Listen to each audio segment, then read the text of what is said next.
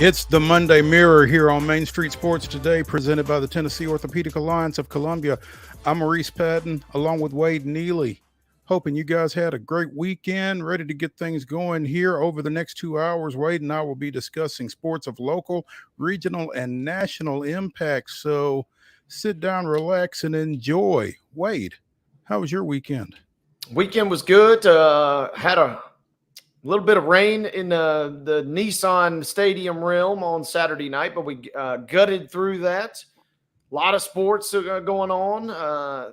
It was an action-packed weekend, if nothing else, my friend. So there you go. Yeah, but you managed to stay dry, right? No, I did not. As a matter of fact, but did not avoid the rain on Saturday. But we got through it. And okay. If you saw me riding my e-bike through the streets of Nashville on Saturday and you just look like a drowned rat, just mind your business, right? Just mind your business. Yeah, just keep on keeping on. But all in all, it was good. No complaints. And then, nice kind of little Sunday wind down, I guess, if you will. And we're back at it on a Monday. And then you were at the ballpark this weekend, right? I was at the ballpark this weekend, made the trek down to Truist Park this weekend, and was not a very productive trip. At least we got to listen to the walk-off win in game one of the doubleheader on Saturday after Friday's action between the Braves and the Cardinals was rained out. So we got to listen to the walk-off, but we got to watch the Braves drop a 9-5 decision. Well, we'll be getting into that in the rundown, but yeah, trust me, the news wasn't good for the Braves. But it's always nice at the ballpark, and it was cool to hang out down in the Battery for a little bit. Lots of fun, but ran into some folks unexpectedly. But That's how it goes. yeah, it really is. It's crazy, man. When you go out of town, you're 4 hours from home. You're not expecting to see anybody, and you're just walking around minding your own business, and somebody screams, "Mo!" It's pretty wild, but it's always good. So hey, if you see me out, say hey. It's nice. Big show today. We will be visiting in hour number 2 with the Vot. Mike Keith gracing us with his presence. As we mentioned, the Titans will be getting started with preseason camp later this week. They're going to be in Nissan Stadium. When, Wade? Saturday. They got an open practice Saturday, and they just announced earlier today for those real, I don't want to say bored individuals, but those curious individuals, the new stadium construction cam is now live. So thanks to T-Rack, who climbed up there and installed the camera personally, I was told, you can now watch the dirt move around because there's a lot of dirt outside of Nissan Stadium at the moment. Okay, so you just go to the website to see that. Is there a specific website for the stadium, or do you just go to the Titans website for that? Any and all. NewNissanStadium.com can get you there. Titans and Nissan have shared some social posts today, so it's like I said, it's borderline. It's kind of like the cameras at the zoo that you can watch. I mean, it's like who's really watching these 24/7? Maybe nobody, but maybe somebody. And so if you want to see some cranes and dump trucks moving around, this is your opportunity to do so. Well, they may not be watching it 24/7, but you might just say, "Hey, wonder what's going on at the new Nissan Stadium." Well, pull it up. There we go. Get a firsthand look, right? Absolutely. But yeah, we'll have Mike Keith in the second hour. In the next segment, we will be joined by Austin Peay baseball coach Roland Fanning. I'm excited to talk to him because Austin Peay had a great season on the diamond this year and continued it into the MLB draft last week. So catching up with him. Again, we'll talk a little Braves. We may talk a little bit more Astros, actually, because fun weekend for them out on the West Coast. So WNBA had their All-Star weekend this weekend. We'll talk a little bit about that. And, Nashville Soccer Club kind of did what Nashville Soccer is these days, but we'll touch on that as well as the results from the British Open. So, plenty going on. Again, looking forward to getting into all of it. So Stick around. We will be here for the next couple of hours doing just that. And let's go ahead and get started, Wade, I guess, with this weekend's results and today's on the rundown. This is the Rundown. Buckle up, folks. Time for the Monday Rundown. And as always, Monday's Rundown is brought to you by our friends at Zion Christian Academy. ZCA offers a faith-based, Christ-centered education in Murray County. So give them a call today at 931-388-5831, or you can visit them online at zioneagles.org and schedule your appointment today. Once again, that's Zion Christian Academy, prepared for college, equipped for purpose. Friday's Major League Baseball results. The Astros opened up their 3-game series out at Seattle with a 3-0 victory. As we mentioned, the Braves game against St. Louis was postponed due to rain. On Saturday, we got a doubleheader at Truist Park. The Braves and Cardinals split those. Atlanta winning 3-2 and 10 in game 1. St. Louis winning 9-5 in the nightcap. And the Astros with a 4th victory over the Mariners to take sole possession of first place in the AL West. Sunday, getaway day. St. Louis got out with a 6-2 win over Atlanta. The Astros left town falling 6-4 to the Mariners, but still tied for the top spot in the division right now. Sounds action over the weekend. They lost a 12-11 shootout up at Norfolk on Friday. They also were postponed on Saturday, split a doubleheader on Sunday. The Sounds winning 3-2, Norfolk winning 9-1. WNBA score from the weekend. We mentioned the All-Star game. We got to rethink our Olympic team, Mo, because Team WNBA defeats Team USA 117-109 in that exhibition contest on Saturday. And as we mentioned, Philadelphia Union all over NSC. Up in the city of brotherly love on Saturday, as it was a rough go for Nashville. Once again, 3-0 was your final, as NSC has now dropped 6 straight in a row after that defeat Saturday night. Not pretty, not pretty. Today's schedule on the Diamond. It's MTSU Alumni Night at Truist Park, as I sit in Franklin, 4 hours away, but the and Wade as well. Wade's also an alumnus. Cincinnati goes to Atlanta. That's a 6:20 first pitch. You can see it on MLB Network or on Bally Sports South. At 8:40, Houston continues its West Coast swing. They are at Oakland. That's an 8:40 start, and you can see it locally if you're in Houston. Otherwise, MLB good TV. luck. Yeah. Okay. All right. But that, ladies and gentlemen, is your rundown. Your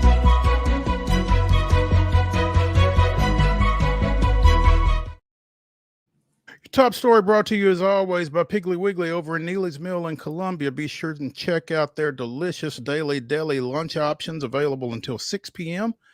Also, their hand-cut meats and everything is cost plus 10% at the cash register. Piggly Wiggly, Neely's Mill, Columbia, bringing you today's top story. And Arena Bowl 33 actually did get played, which might be newsworthy. Yeah, that alone is a little bit of a headline, right? I think it is. I think it is. The Arena Football League was actually able to successfully conclude their 2024 schedule or season. So, yeah, kudos to them and to the 8 teams that were able to, again, get to the finish line, because there was conjecture as late as day as to whether or not that Friday game between Albany and Billings would take place at the America Dream 3 million square foot shopping mall in East Rutherford, New Jersey, was the site of Arena Bowl 33. And Billings comes up with a 46-41 victory to win the Arena Football League championship. Billings, which lost to Nashville in the final game of the regular season and had to have a field goal at the buzzer to beat Nashville in the league semifinals. So if you're Nashville, you're feeling pretty good about this outcome, I think. Yeah, you take away a little head held high type moment if you're Nashville, as you know, you were right there on the cusp, and then Billings obviously goes on to win it all, and you're thinking, man, that a play here, a play there, a field goal that maybe misses at the end, and all of a sudden we could be in this thing. And with Billings winning, it kind of stings. It's one of those, you know, kind of bittersweet moments, if nothing else, if you're a Nashville fan. Sure. Billings receiver Dwayne Brown scored 5 touchdowns. I don't know if that's all 5. It's probably not in a 46-point game, but scored 5 touchdowns in that victory. 9 receptions for 125 yards. That's a pretty good return. 9 catches, 5 for scores. You'll take that. Yeah, efficiency at its finest from the wideout position. And you're right.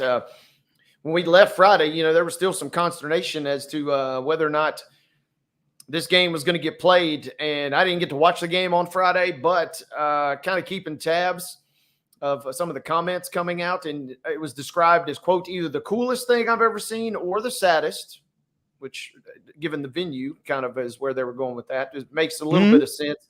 And then even, Ari Wolf, who called the game for CBS Sports Network, said the situation was, quote, unlike anything we've ever seen, which kind of is really what arena football is all about. It really is. I mean, they're not insulted when you say that, I don't think. Yeah. So, I mean, in a way, you know, it's kind of like monster trucks and pro wrestling mixed in with the football game in terms of the entertainment kind of factor that goes into it. So the fact they pulled it off is to be celebrated in many regards. And then the fact that it was an entertaining game certainly kind of added to the drama down the stretch. Okay, so I'm looking at the game story on the Times-Union out of Albany, New York, and not to be confused with the Florida Times-Union out of Jacksonville. But I need to study up on my arena ball scoring, apparently, because Billings led 33-19 in the third quarter. Albany cut that deficit to 33-29 after a rushing touchdown and a successful 4-point conversion on a pass play. Yeah. 4-point conversion. I don't know. Is that I wonder if it's kind of like some of the other leagues where, you know, you just move the ball further back. I guess. Which I've always thought would be a fascinating way if you could somehow implement that at the higher levels of football. The rarely seen 4-point play to get it back in business. Rarely, if ever. And it sounds as if that wasn't their first attempt. The writer says, finally, a successful 4-point conversion. And I guess Albany was unsuccessful on the next 4-point conversion after they went up. I'm sorry, after Billings went back up 39-29. Albany tried to get it tied again with a touchdown by a rushing touchdown, and tried to go for a 4-point conversion again and came up short. So it sounds as if Albany was pretty much chasing from the start. Billings got up 3-0 in the first quarter and then went up 10-7. And again, just sounds like they were pretty much in control throughout this contest. But again, they got it played. And now they get to figure out how to tweak some things or how to fix some things outright and get ready for 2025. Yeah, and that was going to be my question, Mo, is, you know, where do you have Billings on your power rankings for your not so soon power rankings for 2025? Do you have them back already at the number 1 spot? You're way too early 2025 power rankings. Yeah. It'll be interesting to see where Billings winds up. I assume you put Billings 1 and Albany 2, and then after that, you know, we'll see where we go. That's typically the way it shakes out when you do your top 25 at the end of the college football season. And I mean, Billings was, I think, the last undefeated team in regular season play before Nashville went out there and beat them in the final week. So yeah, maybe it is your Outlaws and everybody else.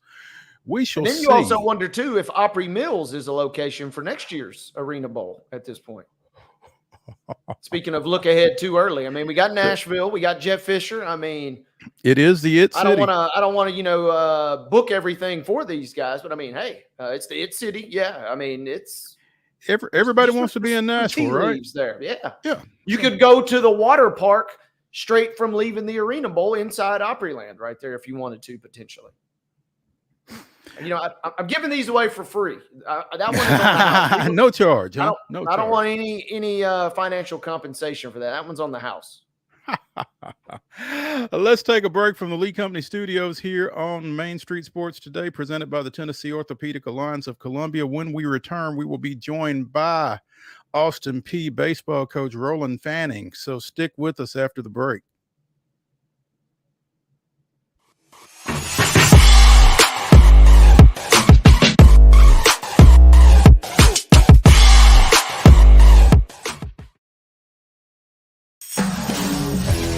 We thrive under the lights. A city of performers. Putting on one heck of a show. Headlining night after night. Welcome to Smashville.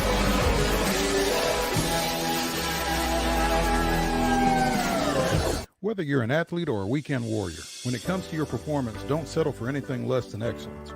We're proud to announce that Mid-Tennessee Bone and Joint Clinic is now Tennessee Orthopedic Alliance of Columbia, where we are redefining sports medicine and orthopedics. Tennessee Orthopedic Alliance's team of expert sports medicine physicians understands the unique demands of your body. TOA Columbia specializes in personalized orthopedic care, offering state-of-the-art treatments for everything from sports injuries to joint replacements. Learn more at toacolumbia.com. Custom Stone Handler supplies over 600 distributors and suppliers with quality stone products. Along with River Stone, we produce and distribute over 100 building, landscape, and other bulk products. Our goal is to provide quality products, service, and partnerships to ensure our customers' success. We firmly believe that the measure of any person or company is how they treat other people and customers.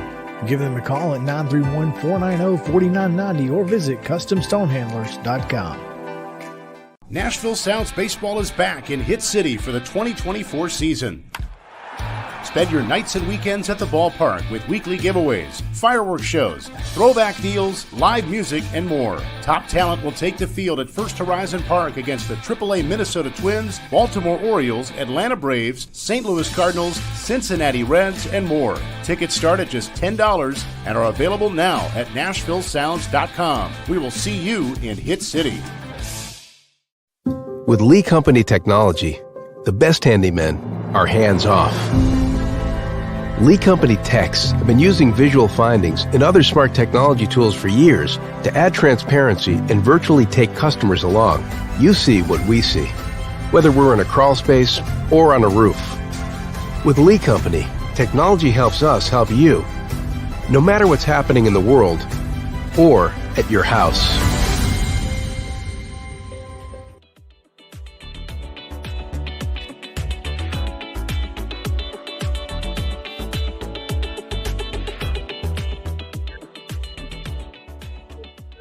By the Tennessee Orthopedic Alliance of Columbia. I'm Maurice Patton.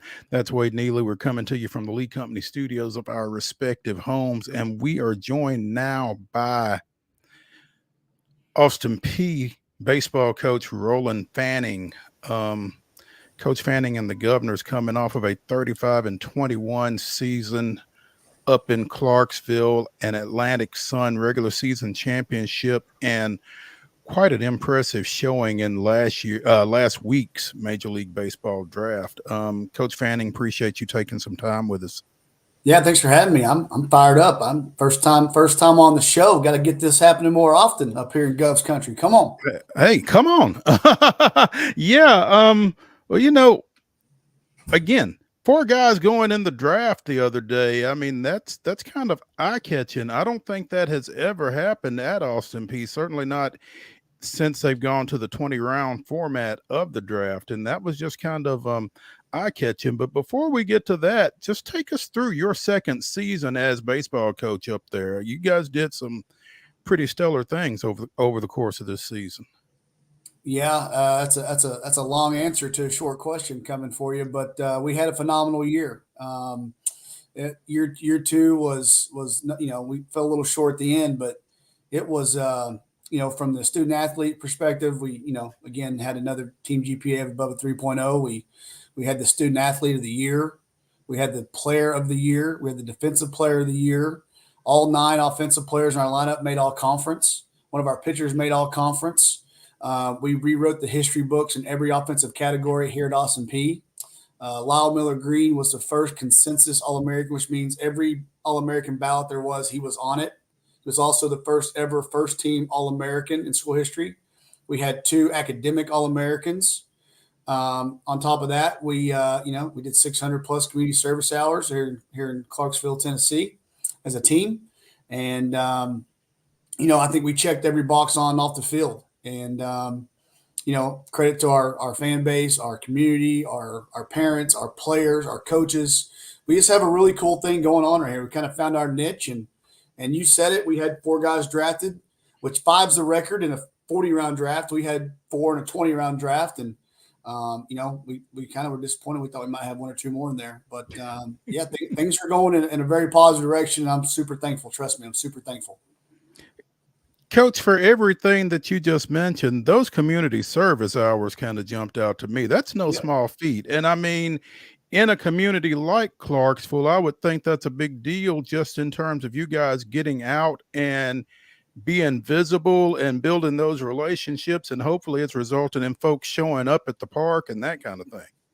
Yeah, we have a saying right here, in order to lead, you have to serve, right? And I think having a servant heart and being a group that, we don't do things like 1 or 2 guys. When we show up, it's 35 to 40 of us, whether it be turkeys for troops or there's a shoebox program here for underprivileged kids. We get a boxed up toys. We did some cleanup projects, whether it's ringing the Salvation Army bell, whatever it may be. When people ask us to do things, we kind of come in a group as a team. And, you don't do it for people to ever do anything for you in return, but I think that when our guys are out and they're visible and they're doing things, I think that are impacting others. In return, if you happen to win some ball games, people want to come watch and see these guys, right? And we also broke the attendance record twice this year. I think those little wins in the fall of doing things for other people, and when the tornado hit through, we're out there running around and doing things for people. I just think, again, Clarksville's a baseball town, it's a baseball community, and they'll rally around you if you're doing things right. And we got, again, I'm not saying our guys are perfect because they're not, but we're doing a lot of things right in a lot of areas, and people are excited, and that's all we want to do is excite the community and get people involved. Easy question, but I want you to answer for us anyway, Coach, is having said all that you just said, yep. How do you bottle that up, and how do you potentially build off of what was already, by and large, a really, really successful early stint or early season? How do you kind of capture that momentum and ride that into next year now in your mind? Yeah, no, it's a great question, and it's kind of called the hashtag the new standard, right? We were co-champions last year. We want to be the undisputed champions this next year. We won 35 games and won a conference championship. We want to win 40 plus. We want to go to a regional. This is a place that has a history of going to regionals and going to the postseason and winning championships. We won the first championship in 11 years. And to bring that standard back here and what people expect here is huge. I think you see that in the way recruiting's going. We live in a world where a lot of times the mid-major player jumps in the portal to see what they can go get, right? We didn't have anybody jump in the portal. Nobody left us. Wow. We're taking care of kids. Our community's taking care of these people. Our kids feel like, they're actually wanted and needed and cared for here by the relationships that are being built across town. I had a kid that just graduated that got a job down at Ajax to start his career. There's just a lot goes into this thing, but I think, again, you just figure out what your niche is. You keep taking care of the people, and there's always another level. Now the next thing for us is to get to a regional and get this place back to where it needs to be. You guys had some success with the non-conference schedule, both in terms of getting big teams on the schedule, but also winning big games. Yep. Looking at you, Mississippi State, but also what can you give us a preview? Is that kind of going to be the new standard, is play anybody, anywhere, anytime for you guys? Yeah, we have a thing around here called AP squared. Any pitch, any place, the Govs will show up and play. Just tell us when and where. But the challenge with that is that this could sound arrogant. I don't mean it to be, but people won't play us right now. When you're building this thing and people want to get a piece of you, right? When you're trying to build it, and we basically had a Power 5 team. You look at our roster, we got guys from the SEC, the Big 12, the ACC, the West Coast. Our roster has guys from 14 different states and 3 international players. And so again, when we go and play the Mississippi States or the Auburns, our guys have been there, done that. Like, we're not taking the camera in, taking pictures of their facility. We'll take a picture when we leave if we win or something, right? But like, we're not going in there like we get a play. Like, they have to play us. We go to that thing thinking like we ain't playing them. They got to play us, and that's just our mindset. We won some games, and I get that. But there's mid-major programs, I'll tell you, that won't play us right now in our state. I'm not going to put that on blast, but that's a real thing. There's some Power 5 schools say, hey, we're gonna wait a minute to play you. That's a real thing. I didn't say it; they did, and so again, it's a little bit making a schedule a little bit of a challenge, but I take it as a compliment because again, we're not necessarily the most fun team to play, and I'm okay with that. Roland Fanning, who just completed his second season as baseball coach at Austin Peay, joining us here on Main Street Sports today, presented by the Tennessee Orthopedic Alliance of Columbia. And Coach, you mentioned that you didn't lose anybody in the portal. I want to come back to the portal in just a second because I know you got somebody. But you came off the staff at Oklahoma State to take over this program. Relative to what you expected coming in here, what have you seen? What have you been able to accomplish in this first 2 years? Yeah, I tell everybody I came into a way better situation than I ever would have thought. People here were hungry. They had a want for baseball. Again, Clarksville, the youth teams, the way they support things out at St. B and some of the other little league programs here in town. It's a baseball community. Again, Austin Peay baseball has won numerous championships here. There's been so much support from whether it be donors, whether it be boosters, whether it be people who own businesses here in town that have helped us. I've been overwhelmed with the amount of support that we've gotten. And because of that, we've been able to do some really nice things around our facility to help with recruiting, to help with getting these players in here. And I think, honestly, we get people coming from all over the country, and whether we fly them in or they drive in, I think when we actually get them to Clarksville, they see the downtown area, how it's booming, right? They go down Wilma Rudolph, and there's places to eat. There's things to do. You're close to Nashville. It's a very patriotic town. I tell people all the time, if you don't like the red, white, and blue, this is not for you, baby. Do not come here. And because it's something we take real seriously here. And I think we catch people off guard a little bit on how nice and clean and patriotic the town is and how much people care about Austin Peay. And it's really helped us get some really good players. I mean, we have players that are turning down the opportunity to maybe go back to a Power 5 because they now can see the roadmap. Maybe you don't play at the Power 5, right? We just had guys that couldn't get on the field at maybe a Power 5 school. They come here, they're players of the year, and now they're playing professional baseball, right? So I think that's kind of our lane, that's our niche, and that's really what's kind of opened the door for future Govs to come here. That's certainly something you can go out and sell, I would imagine, when you talk about a Lyle Miller Green or a Titan Hayes or the other guys that you had drafted, John Gazdar and who was it? Who was Tyler Hampu. There we go. So 2 pitchers, a shortstop, and what is Lyle Miller Green at the next level, Coach?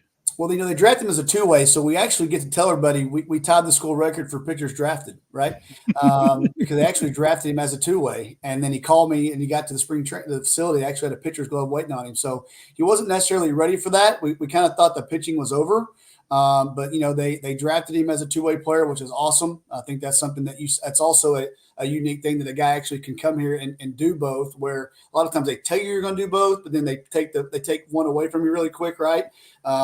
I think Lyle Miller Green, I've said this, I've been on record saying this, if he ever makes the big leagues, Walt Disney should grab his story and do a movie over him. The guy's been through a tremendous amount of adversity. The kid was adopted 5 days from Russia before 9/11 happened, or he never would have made it into the United States. 4 schools in 3 years, basically. Found a home here. I came from Oklahoma State where he was at. He came here, he played every day. Was up in the Cape Cod and played well. And this guy's got some of the most mind-blowing power with a bat that I've seen at the college level. And everybody says that, but when when you walk into SEC facilities and people stop what they're doing to watch him take batting practice, you know you got a guy. When other teams are waiting around before they go maybe eat their food right before pregame, they watch this guy hit. This guy captures your attention. You have to stop and watch what he's doing. I'm really looking forward to see what he does at the next level. That's for sure. And Coach, I'm curious, you've been around a lot of great talent, even in your early kind of coaching career. And I'm curious, how much extra do you really have to guide or lead when you have a talent like that? Because we're talking, big league talent, even though it's at a smaller school in Austin Peay. How much of that is just, hey, you know what to do, and I'm just here to kind of guide you, or how dialed in are you in his process throughout the season, I guess? Yeah, we're dialed in all in the process for all of it, right? There's the student, there's the classroom, the community, and then the chance to earn a championship, right? And so, we sit these guys down and really map out kind of what they want out of this, right? And then we coach them. Lyle Miller Green's a big, nice player, but you call him and ask him if I ever had to get after him, he'll tell you I did. He's not off limits just because he's good. These guys need a little accountability. These guys need to be reeled in every now and then. But the things that a guy like Lyle is, we got a bunch of guys wanting to be great. We got a bunch of guys coming here that maybe it didn't work out somewhere and people didn't really maybe show them the roadmap and help them out. And you show guys a little bit of love and a little bit of opportunity. And it's crazy what they'll do for you. And again, just like Lyle or just like Titan or just like any of them. I mean, we all have flaws. Even I do as a head coach. I mess up all the time. I'm not perfect. I'm still learning. Like if we think we got it figured out, we're all crazy. But again, a guy like Lyle was low maintenance. This team was pretty low maintenance. Again, they did things right in the classroom. And we talk about all the time, like you do things right in the classroom and things right in the community. You give yourself a chance just to earn a championship. And these guys did that. And it's pretty cool to watch. Coach, when you have the type of success that you've had over the first 2 years, obviously it catches a lot of folks' attention. And I guess one of those folks is Gerald Harrison. You signed a contract extension here not too long ago through 2028. What's it mean to you to have the folks that are right there in the trenches with you like that, kind of we like what you do and we believe in you and we, want to make sure that you're around for a while? Yeah, G's my guy. That's G Money right there. That's my guy. Literally, right? Yeah, G's the man. Listen, he hired me. I was in a player development role at Oklahoma State, right? Kind of a little bit of a non-coaching, different role in the landscape of college sports right now. He took a chance on me. There's a lot of people that told me no.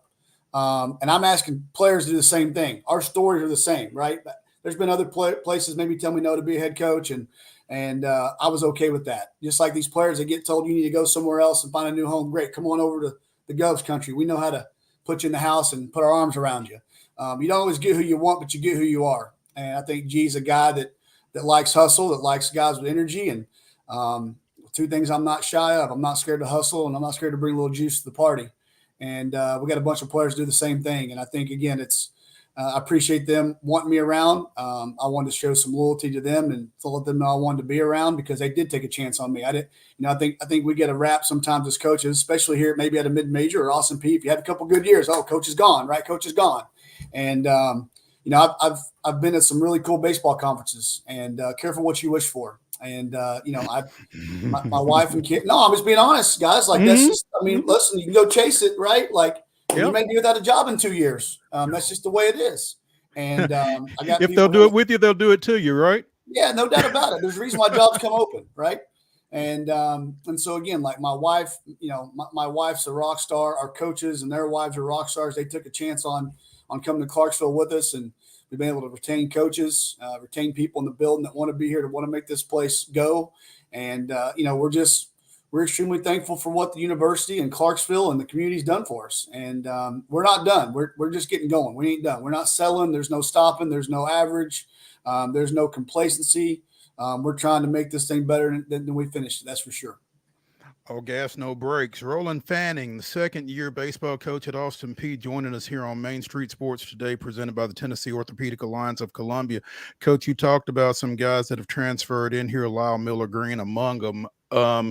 You got a guy that a number of mid-state folks would tell you was a great get, and you probably don't need to be told, but talk about Zane Denton coming in here, former Ravenwood High School standout who started his college career at Alabama and was up at Tennessee and is now coming to Clarksville.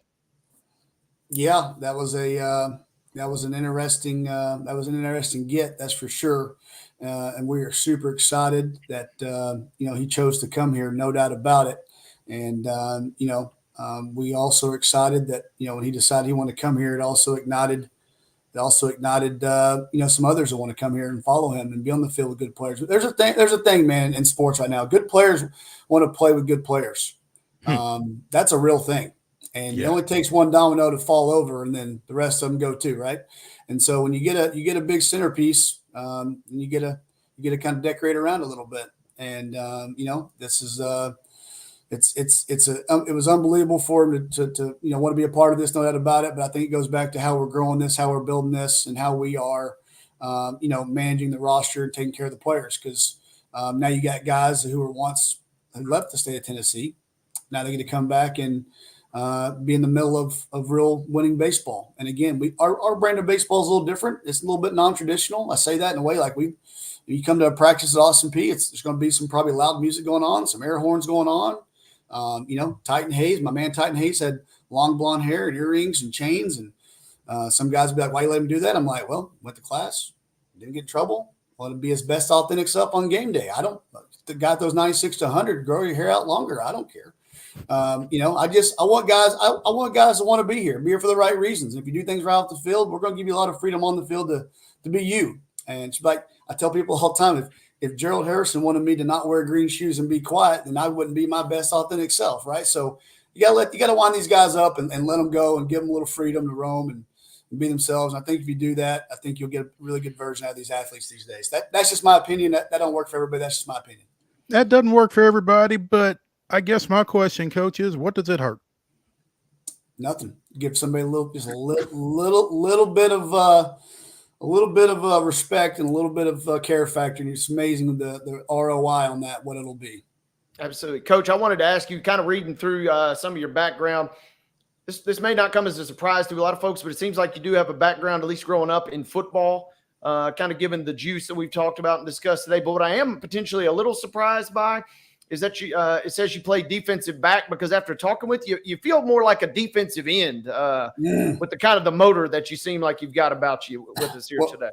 Well, listen, when you're 5'7", you're limited on what you can play, right? But sometimes those are the dogs on the defensive line, If Wes Welker would have came around a little bit sooner, I would have been a great little slot receiver, just get my head knocked off, get up, talk a little noise, and keep doing it, right? But yeah, in small town Oklahoma, you kind of play all the positions, and I love high school football, and I appreciate you asking that. It actually fires me up. But I love me some high school football.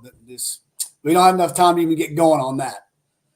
I had just, like I said, I'm no expert, but I just had a feeling that, if maybe baseball coaching didn't work out, you might just find your way into a practice and, well, there might be an Oklahoma drill that breaks out if you were. Oh, there's no question. No, listen, I'll be over watching Coach Ferris's practices. I was over there last year, and I'd be in a locker room after they won, yelling at guys with my air horn, the whole thing. Like we go watch all the sports, but I like watching football, and I really like football games after you win are really fun too.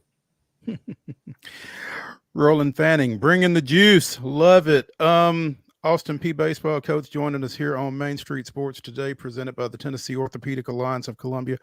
Coach, we appreciate you taking some time with us. I know that at the beginning of the day, there was a recruiting trip kind of on your docket that didn't get made, but wish you the best out there beating the bushes. And it doesn't sound like you need a whole lot of well wishes from us, because it sounds like you're getting it done. But we appreciate you taking some time with us and look forward to catching up with you. Guys, let's do this again. I appreciate you guys having us on and following Austin Peay athletics in general, but I'd love to do this more often. Appreciate you guys. Absolutely. We'll do it. Hey, when we continue here on Main Street Sports today, presented by the Tennessee Orthopedic Alliance of Columbia, it's more baseball of the professional variety. So stick with us when we return to the Lee Company studios after this break.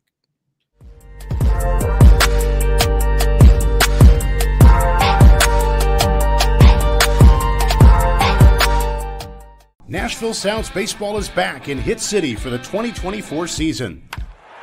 Spend your nights and weekends at the ballpark with weekly giveaways, fireworks shows, throwback deals, live music, and more. Top talent will take the field at First Horizon Park against the AAA Minnesota Twins, Baltimore Orioles, Atlanta Braves, St. Louis Cardinals, Cincinnati Reds, and more. Tickets start at just $10 and are available now at NashvilleSounds.com. We will see you in Hit City.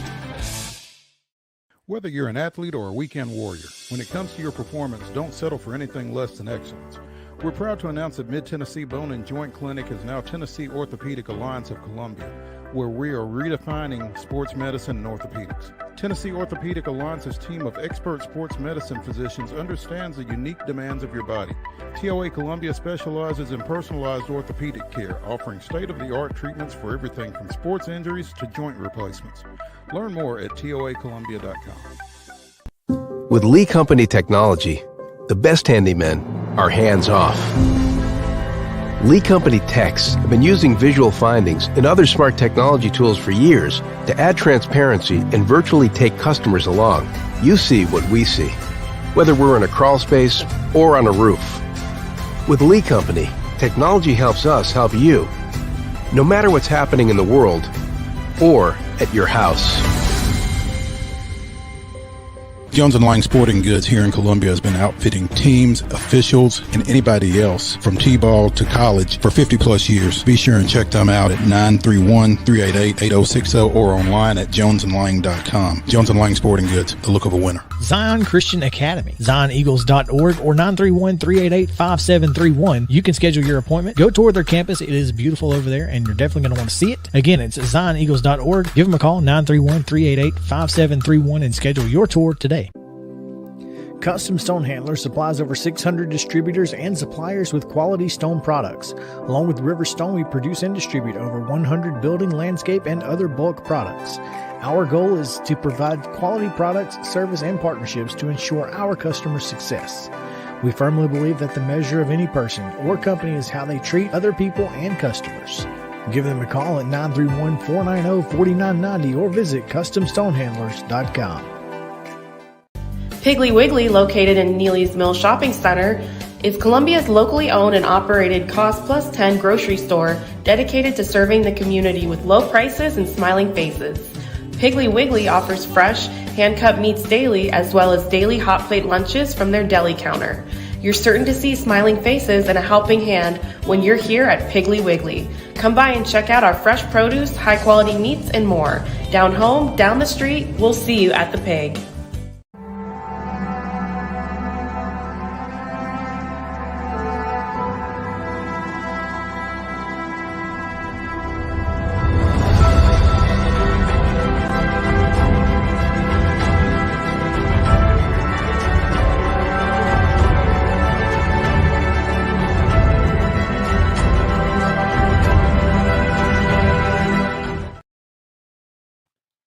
July 22nd, 1997. It took Greg Maddux just 77 pitches and just over 2 hours to deal his former team a defeat as Atlanta defeated the host Chicago Cubs 4-1. Maddux struck out 6, allowed 5 hits, and gave up his only run when Sean Dunston led off the fourth with a base hit and scored on a Sammy Sosa groundout. The Braves went back up on a Chipper Jones sac fly and a 2-run Michael Tucker homer to secure Maddox's league-leading 14th win in a tidy 2 hours and 7 minutes. That was this day in Braves history. Take that, Major League Baseball. I'll shorten my own games. Yeah, we don't need no pitch clocks. For the ADD fans out there, Greg Maddux was your guy back in the day. We just need Greg Maddux. We need 5 Greg Madduxes. The Braves would take one right now. Probably that one right now. How old is Greg Maddux? I don't know. That's a great question. 56 is like 61, maybe. Yeah, he and I are right around the same age, I think. But it might take Greg Maddux these days. Per Wikipedia. Okay, all right. As we mentioned during the rundown, the Braves dropped 2 of 3 to St. Louis, splitting a doubleheader on Saturday after Friday's rainout, and then falling yesterday. prior to yesterday's game, it was announced that Max Fried has been placed on the IL with a left forearm issue. During the game, Ozzie Albies injured his wrist on an errant throw to second by catcher Travis d'Arnaud. And so he's on the injured list as well. We still don't know when Michael Harris is going to be back. Ronald Acuna Jr. is out for the year.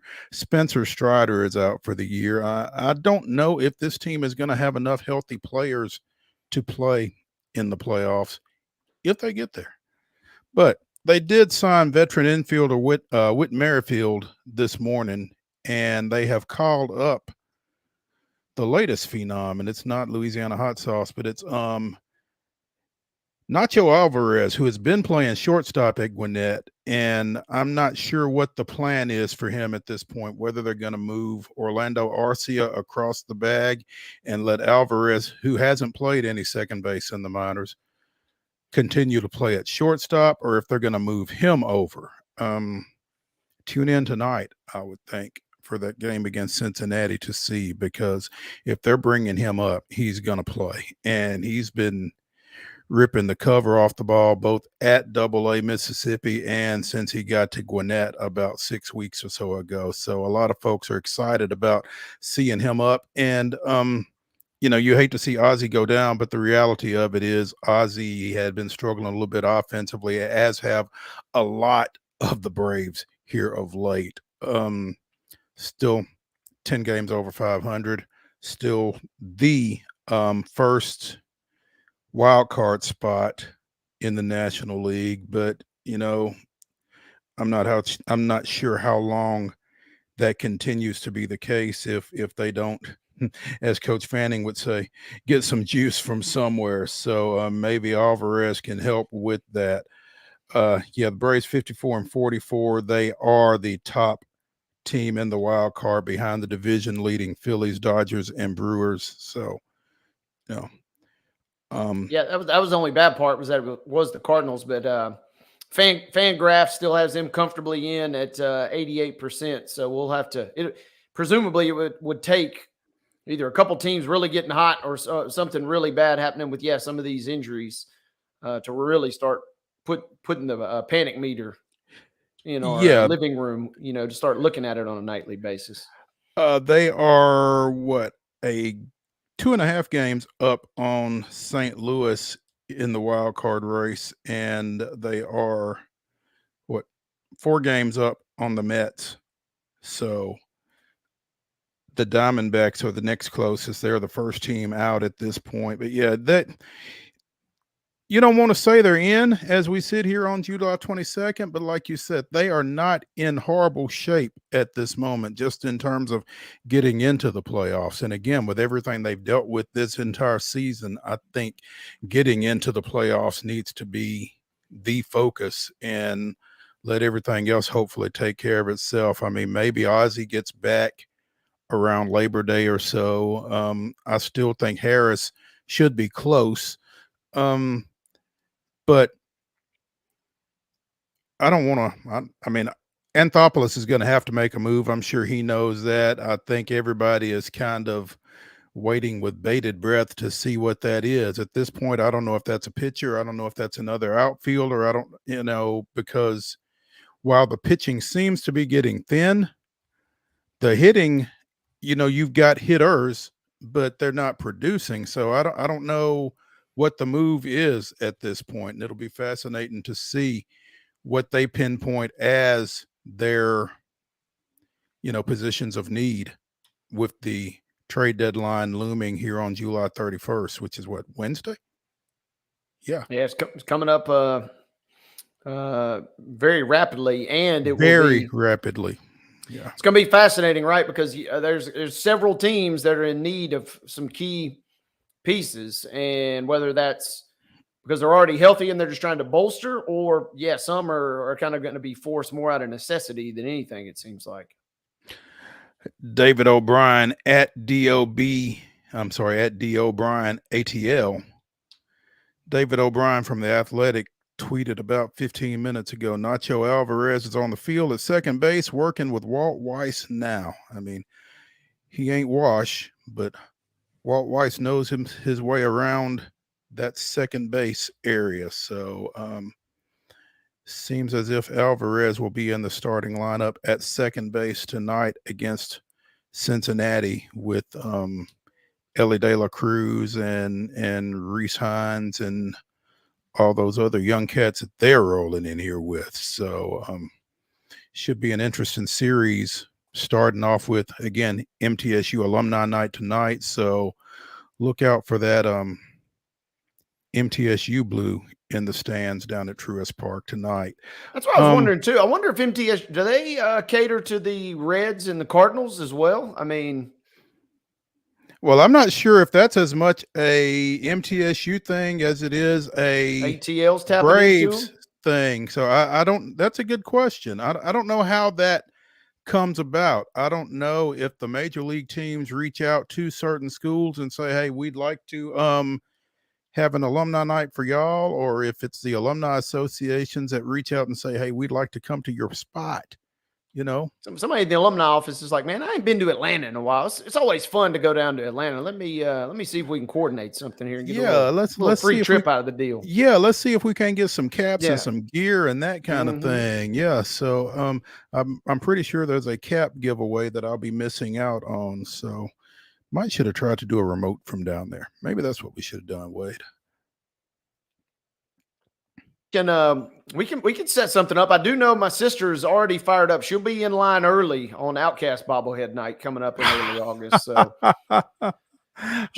she is already pumped, staying at the Omni and is ready to go. And she said, "Hey, are you coming down?" I said, "No, that's it's smack dab in the middle of the week, but you might be onto something here. We might be able to spin something out of that."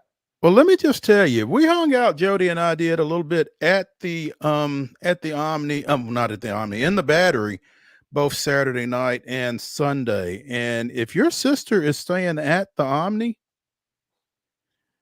what does she do for a living again? She goes into debt is what she's doing. But she knows it. She ain't missing the Outcast bobblehead after missing it last year. And so she's spending an arm and a leg and staying one night and then going to the game. But she's really toying with the idea of staying an extra night and watching the game, because apparently you can watch from the hotel. Kind of like almost kind of like a Diamondbacks pool situation. Sort of like the Sky Dome in Toronto, that kind of thing. Yep. So we shall see. But she's tugging at me over here. But I'm like you. I'm like, hang on, I gotta find a new career if that's the case, because I can't afford no Omni tickets or no Omni hotel bill at this point. Man, I tell you, more than, I mean, you could sit. I was like, hey, you could sit behind home plate for the money you're going to spend on the hotel.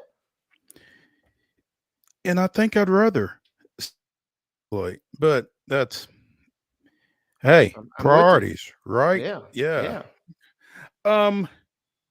Maybe you should have went out to Seattle this weekend. That would have been a fun trip. Would have been especially fun with the outcomes. Yeah, it would have been fun. I had borderline thought about, man, maybe they'll get a sweep out of this deal. Going, you get greedy, don't you? I mean, after like, they won the first two of a 3-game series, it's like, hey, why not? Why not just sweep it? Why not just win them all? Yeah. And I didn't watch any of the game Friday or Saturday, and I was like, should I watch? I had some downtime yesterday. I was like, should I watch? I was like, no, you know how that goes too. A little superstition. Don't mess with the streak, right? The notification popped up, and I was basically almost taking it for granted they were going to win again. But Seattle did manage to claw one back yesterday, so they're 2 out of 3 ain't bad, as they like to say, right? 2 out of 3 ain't bad. And Jordan Alvarez walked in the clubhouse after the game and said, I didn't lose. Y'all lost. Alvarez with the 10th cycle in Houston Astros franchise history yesterday, finishing it off with a double in the 8th in that 6-4 loss.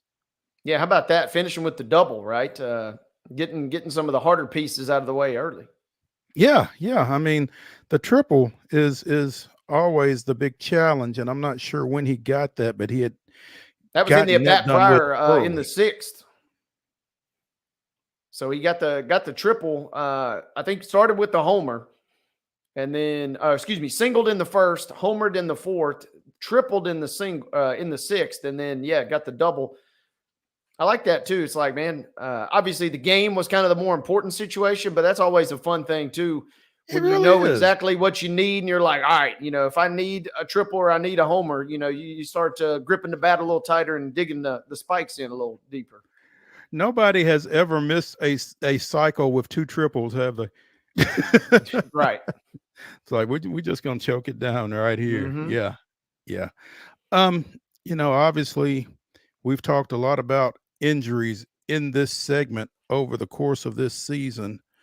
The Dodgers have not been immune, but good news for them and bad news for everybody, particularly in their division. Tyler Glasnow is scheduled to start Wednesday, and Clayton Kershaw scheduled to start Thursday for the Dodgers. The latter making his season debut. Glasnow was named to the All-Star team, his first All-Star game assignment. 8-5 with a 3.47 ERA, 143 strikeouts in 109 innings.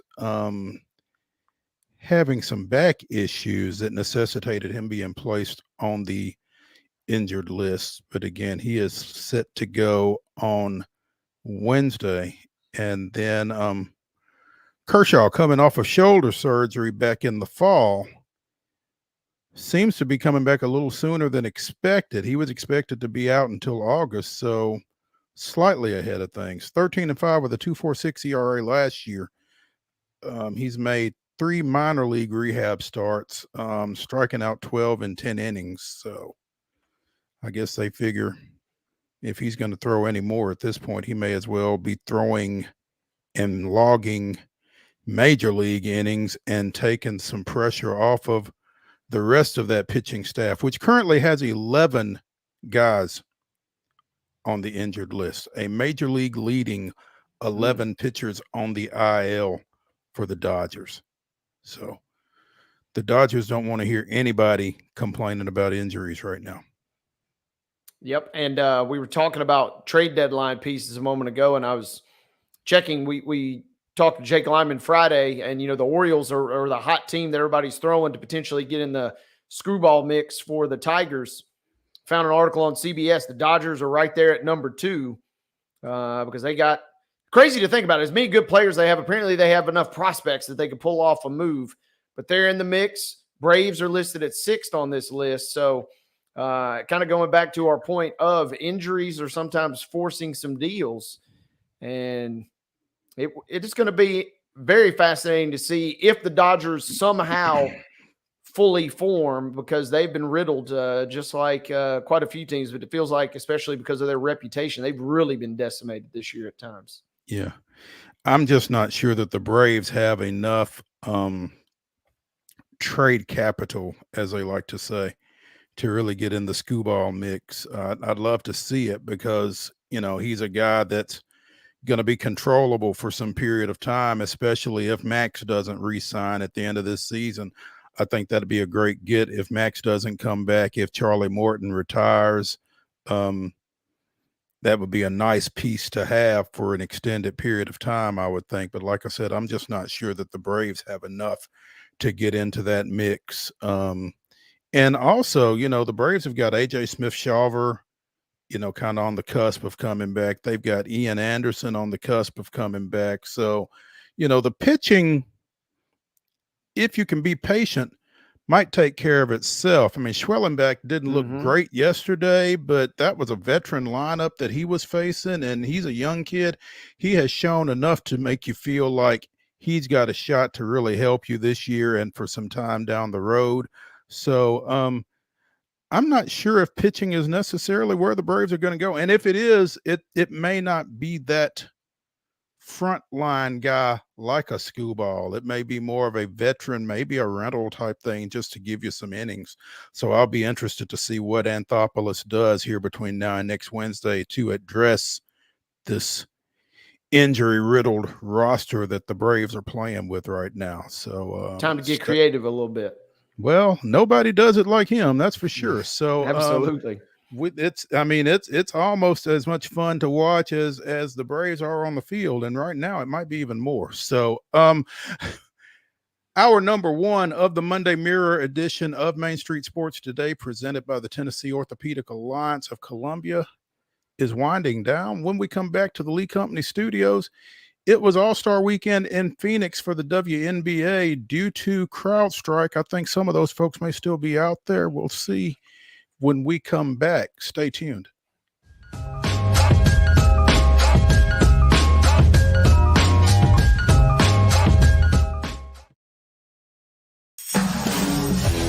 We thrive under the lights.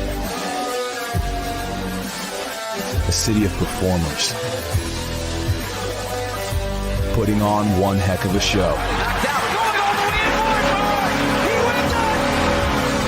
Headlining night after night.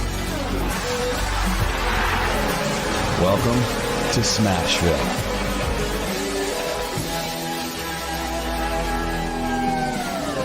Whether you're an athlete or a weekend warrior, when it comes to your performance, don't settle for anything less than excellence. We're proud to announce that Mid-Tennessee Bone and Joint Clinic is now Tennessee Orthopedic Alliance of Columbia, where we are redefining sports medicine and orthopedics. Tennessee Orthopedic Alliance's team of expert sports medicine physicians understands the unique demands of your body. TOA Columbia specializes in personalized orthopedic care, offering state-of-the-art treatments for everything from sports injuries to joint replacements. Learn more at toacolumbia.com. With Lee Company technology, the best handymen are hands-off. Lee Company techs have been using visual findings and other smart technology tools for years to add transparency and virtually take customers along. You see what we see, whether we're in a crawl space or on a roof.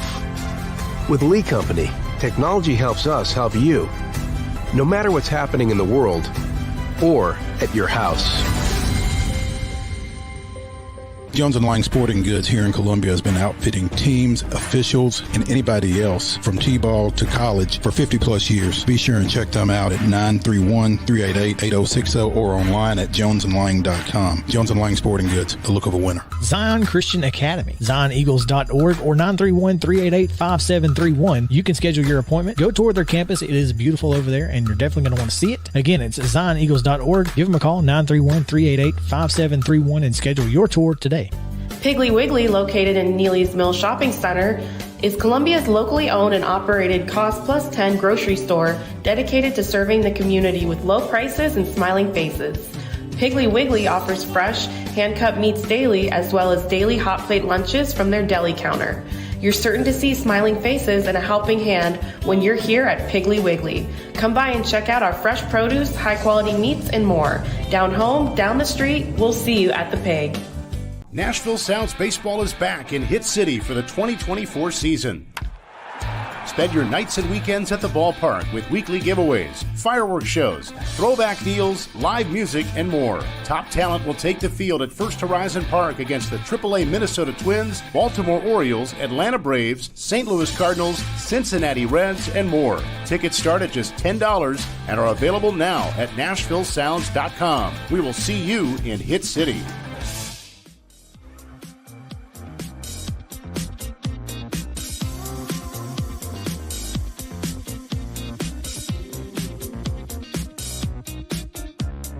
Hour number 2 of the Monday Mirror edition of Main Street Sports Today continues. Well, starts.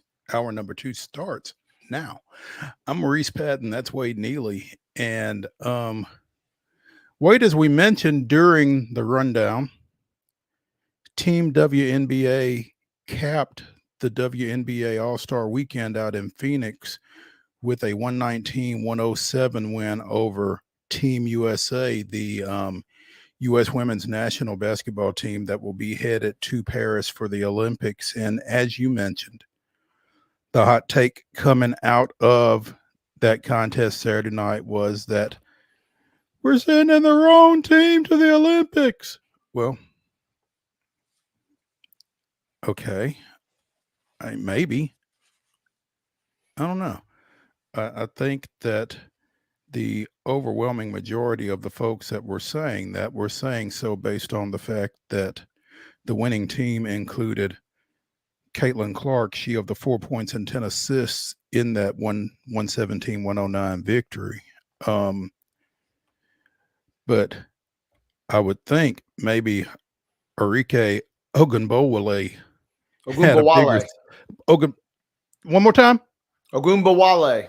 Ogunbowale, thank you. This was also a fun listen across all of social media and the internet this weekend. Ogunbowale, whose brother plays for the Texans also. Really? Yep.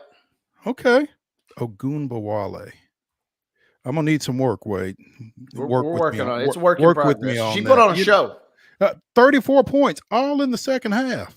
I don't know where she was in the first half, but I didn't get to see it, obviously, because I was watching Bryce Elder get ripped. But sounds like a really entertaining ball game, and watching the responses on social media after, I mean, it was pretty much a consensus that this was the most exciting all-star game of any professional sport. And prior to the game, Team WNBA coach Cheryl Miller said her players wanted to beat the brakes off Team USA, and they did just that in the second half. Goodness gracious. And, I wonder, clearly they were motivated because Cheryl Miller, spoke to their getting snubbed, I guess. And, maybe Team USA just didn't have as much to play for, as much to prove, didn't match their intensity, and got caught sleeping a little bit, I guess. Yeah, and no one was going to call it this, but I mean, this was just basically the gold medal game is the way I was just looking at it. And, now USA should steamroll everybody in Paris, and then, they can accept the silver medal, and then they'll just bring out Team WNBA at the end and be like, hey, here, the gold medal was already decided. It feels right that we just played it already on U.S. soil because we kind of know where we're headed with all this.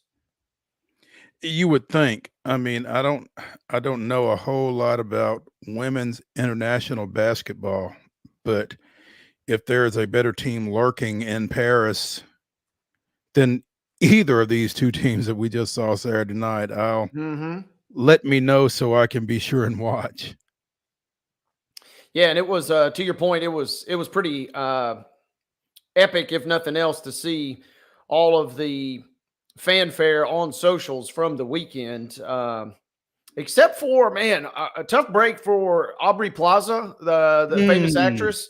Tore her ACL during a mean game of knockout at the practice facility, she said, but she's kind of been a staple at a lot of the games. But she was sitting right there next to Rapinoe and Sue Bird. And, everybody seemingly, all sorts of actors, actresses, rappers, I mean, everybody just really leaned into what was a fun event, which is just another part of this epic season that the WNBA has kind of been producing thus far.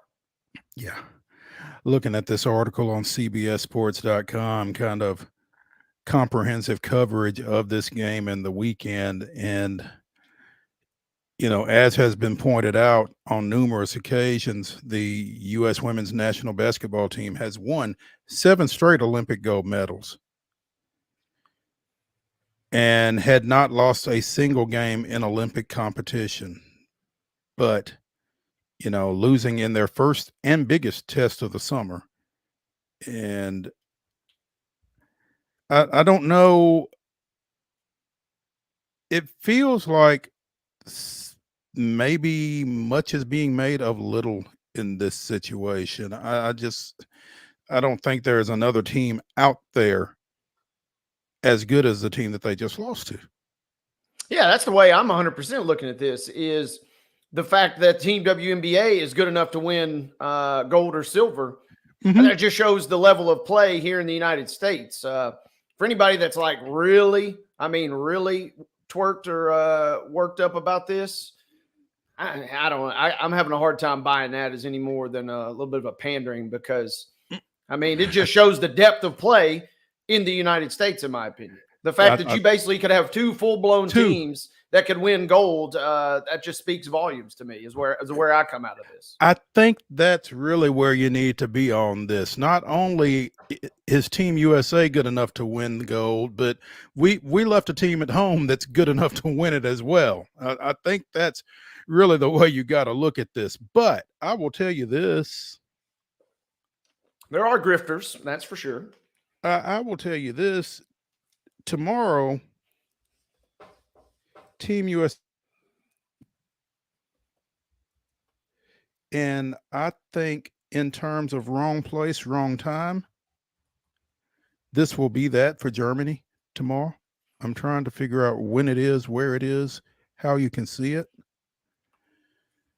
But I think Team WNBA probably got Team USA's attention here. And I think that won't be good for the German women, probably. So, yeah, I mean, anything less than 2 golds, which shout out to South Sudan from over the weekend. Anything less than 2 golds in the men and women's basketball sport coming up this week and over the next month will obviously be a pretty massive disappointment. Let's touch just a second on that, because there was some stuff flying around social media after that as well. Was there? I mean, how seriously did they possibly take South Sudan? I didn't watch, but was kind of following just at the very end. I mean, the U.S. had to make a comeback, but again, it's an exhibition game. I'm not really that concerned or worried. And you still have assembled enough of a team that the second best team in the world could very easily be argued is the 5 players off the bench for the USA. So, I mean, that's kind of the talent disparity. And shout out to Luol Deng, who has kind of really been kind of putting South Sudan in terms of like international basketball, I guess, kind of on the map. And those guys, it was fun to hear and read some of the quotes and interviews. It just seemed like, hey, we have no expectations for this. We're just going to go out here and have fun. And the fact that they were just kind of playing with that loosey-goosey attitude, they ended up, I think they were ahead like 14, 15 points at one point in the second half, and the U.S. kind of clawed its way back in and ends up winning. But it was a lot of fun to see kind of just a crazy younger. And speaking of young, that's like the youngest country in the world too, right? I think it was only founded like less than 20 or 30 years ago. And so just the fact that they've even like put together just this crazy fun collection of talent. I mean, I think they also in a weird way won a lot of fans over. That's kind of the cool part of the Olympics, especially in sports where you assume that the U.S. is going to win. Now you kind of look for another team to root for. And I think South Sudan picked up some fans this weekend. Team USA women and Germany play tomorrow. And if you can put the TV on FS1 and still listen to us, that'd be fantastic, because tip-off is at 2 o'clock Central Time. So make plans. Do some split screening or something there. But I think that'll be worth watching for some period of time, not for 40 minutes. Prior to Saturday's All-Star game, Alicia Gray of the Atlanta Dream won both the skills challenge and the 3-point contest. And I think she, depending on whether the WNBA listened to Dawn Staley or not, she either picked up 2 $55,000 checks or one $110,000 check. Not sure which. Solid performance for fantastic player. And it kind of just, we touched on it a little bit before we departed on Friday. I mean, this was a big weekend, which also perfectly dovetailed into maybe hopefully now some extra eyeballs for women's basketball at the Olympics. That's kind of the other kind of untapped barrier or threshold, if you will, a little bit is, now can we potentially get this thing to grow even more on the international stage as well? Certainly going to have an opportunity. I mean, again, this Saturday night's ball game really kind of got some conversation going, I think. And folks will be paying attention. And, you would think, again, probably woke them up, kind of gives them a little bit of an edge. Loss might not have necessarily been a bad thing for yeah. Team And also, I'm USA. wondering, this was, I'm assuming just on a base level, there was a little more of a competitive element from the opening tip off than the NBA All-Star game. But, I mean, it's still kind of centered around kind of a fun, loosey-goosey atmosphere. So if I'm the coaching staff for Team USA, it's kind of a best of both worlds, right? You go out, you have fun, and then you somehow lose with zero stakes involved. Mm-hmm. And you kind of can use that as a little fuel to kind of motivate you, even for a game that meant absolutely nothing. Now you get a chance to go out and motivate your team, which was already good enough to basically sleepwalk to the goal. Now you just get to poke the fire a little bit. Absolutely. Cheryl Reeve, I think we needed a game like this to have our attention, per se. We know how hard it is to do what we're trying to do. We just have work to do to get there. And maybe they just got a reminder that they have work to do to get there. I mean, they've won 7 straight Olympic gold medals. What makes you think that somebody has caught up to them to the point that they're not going to win an 8th? So, yeah. And from my amateur research here, Germany this is their first qualification to the Olympic Games. So they will be going, but they may not want to go after tomorrow. Yeah, you know what I mean? I know exactly what you mean. By the way, after the skills challenge and the 3-point shooting contest on Friday, prior to Saturday's All-Star game, they had a 3-on-3 competition between the women's team USA and the U23 USA team. Ryan Howard played for that Team USA squad after that ankle injury that she suffered for the Atlanta Dream a few weeks back that kind of had us all wondering whether or not she was going to be available, because she and Cam Brink got hurt right around the same time, if you'll recall. Brink tearing a ACL in a game for the Sparks and obviously not being available. Dearica Hamby was named in her stead to go to Paris. Well, it seems that Ron Howard is just fine. She scored 12 points in Team USA's 19-16 win over the U23 team, as they had to come back for that, and she was pretty much pedal to the metal down the stretch for them in that one. So she looks like she's going to be good to go for Paris, and that's good news for everybody, particularly everybody down in the Cleveland, Tennessee area, where the former Bradley Central standout hails from. So another reason to watch the Olympics. There's always a local connection, and we'll be rooting for Ryan as well. So finally, we wrap up WNBA talk here. The District of Columbia Sports Hall of Fame inducted its 2024 class yesterday prior to the Washington Nationals game against Cincinnati. Among the inductees was former Nationals third baseman Ryan Zimmerman, and also former University of Tennessee standout Chamique Holtzclaw, who won 3 consecutive national championships with the Lady Vols from 96 to 98, and then went on to play 6 of her 11 WNBA seasons with the Washington Mystics. She was Rookie of the Year her first year. She was a 5-time All-Star. Led the league in scoring and rebounding in 2002 and in rebounding in 2003. So nice to see Chamique still remembered and to see her recognized up there in the DC area. Also, former Maryland women's basketball standout Vicky Bullitt, ex-Washington general manager Charlie Casserly also inducted into the DC Sports Hall of Fame. So congratulations to all of them. And again, I got a chance to see Shamiqua when she was playing at UT, and it would be fun to see her in today's game because she was kind of a precursor to that in a lot of ways. So again, congrats to her. Nice to hear her name mentioned with some of these folks that were honored yesterday in Washington.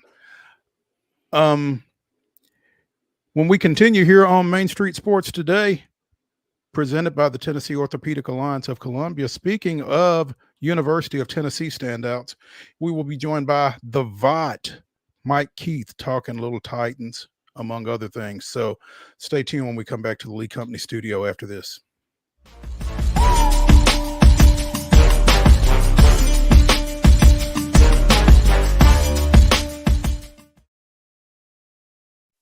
With Lee Company technology, the best handymen are hands-off. Lee Company techs have been using visual findings and other smart technology tools for years to add transparency and virtually take customers along. You see what we see, whether we're in a crawl space or on a roof. With Lee Company, technology helps us help you, no matter what's happening in the world or at your house. Piggly Wiggly, located in Neely's Mill Shopping Center, is Columbia's locally owned and operated Cost Plus 10 grocery store dedicated to serving the community with low prices and smiling faces. Piggly Wiggly offers fresh, hand-cut meats daily as well as daily hot plate lunches from their deli counter. You're certain to see smiling faces and a helping hand when you're here at Piggly Wiggly. Come by and check out our fresh produce, high-quality meats, and more. Down home, down the street, we'll see you at the Pig. Whether you're an athlete or a weekend warrior, when it comes to your performance, don't settle for anything less than excellence. We're proud to announce that Mid-Tennessee Bone and Joint Clinic is now Tennessee Orthopedic Alliance of Columbia, where we are redefining sports medicine and orthopedics. Tennessee Orthopedic Alliance's team of expert sports medicine physicians understands the unique demands of your body. TOA Columbia specializes in personalized orthopedic care, offering state-of-the-art treatments for everything from sports injuries to joint replacements. Learn more at toacolumbia.com. Custom Stone Handler supplies over 600 distributors and suppliers with quality stone products. Along with River Stone, we produce and distribute over 100 building, landscape, and other bulk products. Our goal is to provide quality products, service, and partnerships to ensure our customers' success. We firmly believe that the measure of any person or company is how they treat other people and customers. Give them a call at 931-490-4990 or visit CustomStonehandlers.com.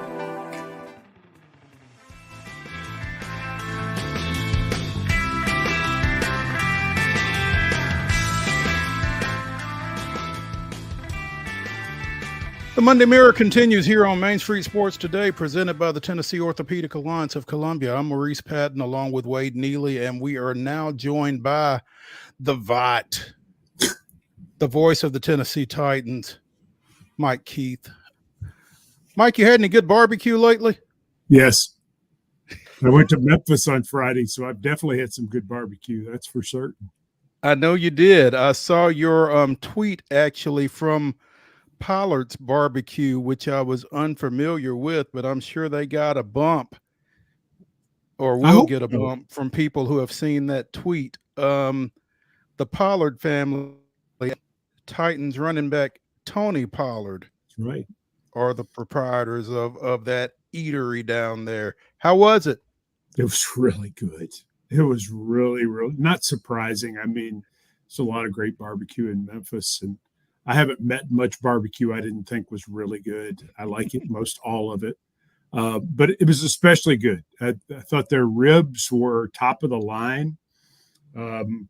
There are different points that I think Memphis ribs can be overrated sometimes, and these were underrated in terms of that line. It was a lot more rib than it was just seasoning or sort of gristle. I mean, a lot of times it's over. They do the whole massive amount of rub, and the rub's supposed to be the thing, and then the rib itself isn't really that good. This was Their rub is excellent. Their sauce is excellent. I like a dry rib. That's where I really judge that. Mm-hmm. But if you can find a sauce that goes with it, that's really something else. You go to Kansas City, get that, it's like they put like 8 things of sauce on it. It's like, I don't want that. I don't want it all over. I feel like you're trying to cover something up if you're giving me a lot of sauce. Right. And right. so, Well, I mean, some people like that, but I just think that's And if you find a good dry rib and then you can sort of give it just a little dunk of sauce to your heart's content because the sauce is so good. Right. It was a good spot. They had fried bologna, which made me very happy. Yeah, made me very, very happy. I thought their chicken was really good too. They had what I consider a delicacy, barbecued spaghetti, which you can't find anywhere. And that's because the barbecue sauce has to be good enough that it can go with the spaghetti. Mm-hmm. So it was a good spot. I came away very happy. I don't think I ate dinner on Friday because I was so full from lunch. If I did, I just had something really small. Can't remember. It was great. Awesome. Solid review for sure, it sounds like. Not afraid. Yeah, not afraid to give it a big thumbs up. If it weren't good, I just wouldn't have said anything. There you go. It really is. Heavy move there. His parents are delightful. They are so excited that he is part of our team now and coming up for practice on Saturday, which is our first open practice at the stadium in 5 years. And so we're really excited about that. You do need a ticket, by the way. You have to go online and get a ticket. Tickets are free, but they want to be able to make sure they know how many people they have in the house. But his folks are coming up for that. So are they bringing a care package with? It's an interesting question. I asked them if they had planned to do tailgating, and they did not tailgate in Dallas because obviously Memphis to Dallas is a haul. Mm-hmm. But they think they are going to do some tailgating here in Nashville because it's only from where they are probably a 3-hour, 15-minute ride. Mm-hmm. Now, when they tailgate, I mean, they might not want to tailgate because they're cooking all the time anyway. I mean, that'll be interesting. Are they going to be charging a surcharge out there? Or how will that? So they're open on Sundays in Memphis. Pollard's Barbecue, which is on Elvis Presley Boulevard, it's open on Sundays. And I said, so what are you going to do? Because the whole family works there. I mean, it's really a thing, and it's that's the wonderful thing about owning your own business, right? I guess you're constantly working. I wouldn't want to do it. So I said, so what do you do on game day? They go, oh, we close. I'm like, oh, okay. Well, that's, it's not like, well, we have to stick around. No, we're closing. Yeah. Well, I would imagine folks understand. Mm-hmm. Yeah, sure. Yeah. Mike, so I guess after you had Pollard's on Friday, you didn't eat until the Sports Hall of Fame banquet on Saturday, right? That's about right. Yeah, that's about right. It was a long couple of days, no doubt. I was in East Tennessee yesterday, so I was kind of moving around a little bit over the last 3 days. But Saturday was the stay-at-home day, and it turned out we were at the Omni with the Tennessee Sports Hall of Fame, which Brad Willis does an amazing job putting together. And the dinner, it turned out to be a really, really wonderful night overall. I think people were kind of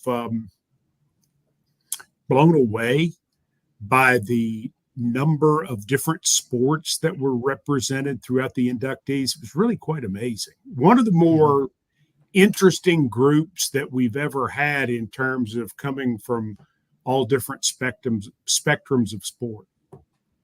Yeah, and that's what I'm curious, Mike, is who kind of stole the show in your mind? Because talk about a diverse class.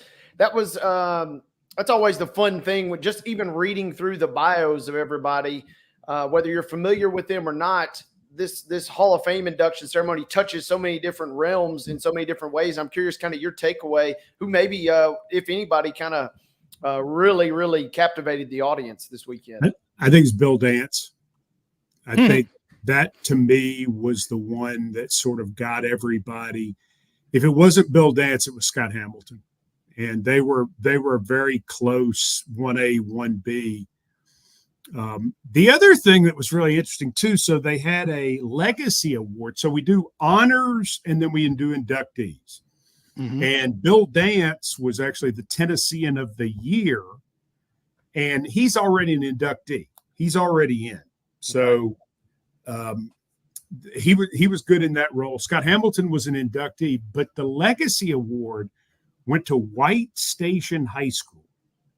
And it was for their basketball teams through 2000 through 2004. They played nearly 200 games in those seasons and lost a grand total of 12. It was Dave Bradshaw back then, right? Dave Bradshaw was there. Yeah.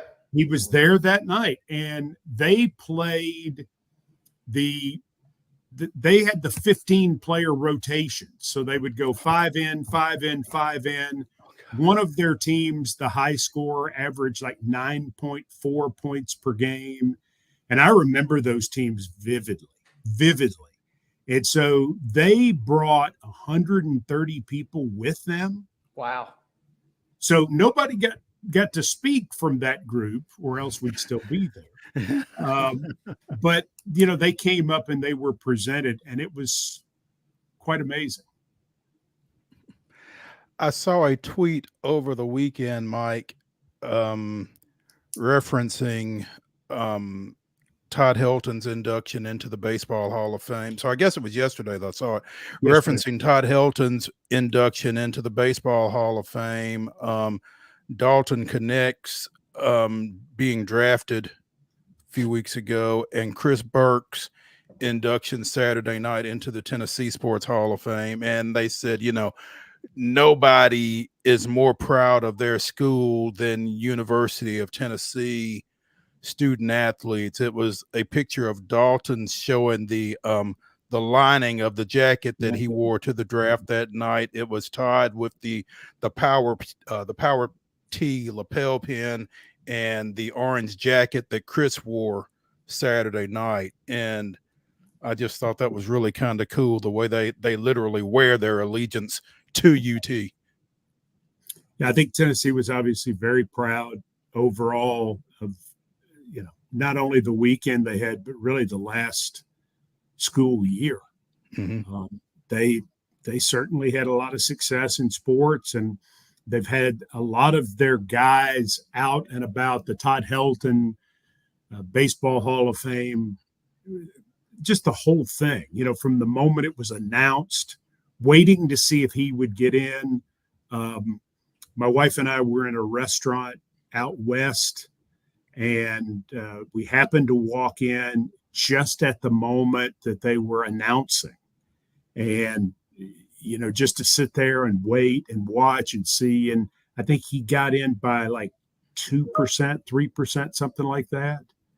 It was really amazing. And so to follow all of that, and I covered Todd in high school at Central. Mm-hmm. I did one of his football games when he was a freshman in high school. So followed him all the way up.